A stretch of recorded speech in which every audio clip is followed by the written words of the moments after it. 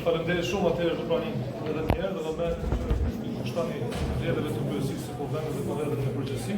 Sot nuk patëm diçka shumë specifike, përshtatshëm faktit që seancën e kemi caktuar të premte në orën 10. Arsyeja pse nuk vendos për të ejtën, siç është rëndon praktika parlamentare, konsiston në faktin që ishim një ditë me vonesë në bazën e mbledhjes së kryesisë dhe për shkak se rregulloria në mënyrë shprehimore e përcakton afatin 2 ditor prej mbledhjes së kryesisë respektivisht prej ndarjes së materialeve për debatet deri në seanca plenare e radhës, u desëm që të shkojmë për të premten ose të shkojmë në seancën e jashtëzakonshme. Po patëm dakordim edhe me kryetarët e grupeve parlamentare dhe të premten në orë 10 do kemi seancën plenare të radhës, ku si pika më të veçanta janë projekt ligji për byron për konfiskimin e pasurisë së paligjshme edhe vendimin e qeverisë për dërgimin e forcave të sigurisë në Gaza.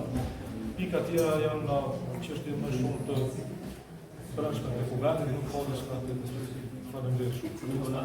A pat ndonjë mbështetje nga partitë të tjera në kuvend për ligjin për byron?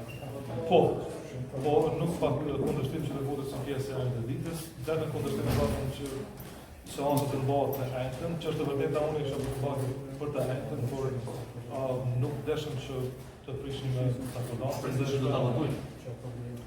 Për aty, këta nuk besoj që nënkryetarët ose anëtarët e kryesisë mund të flasin në emër të grupeve parlamentare.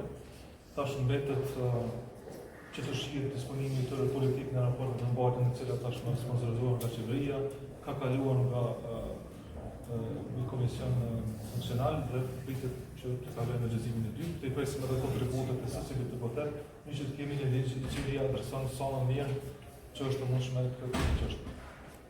A të kundërshtim nga unë e sërtës për të dërguar e ushtarët në Gaza?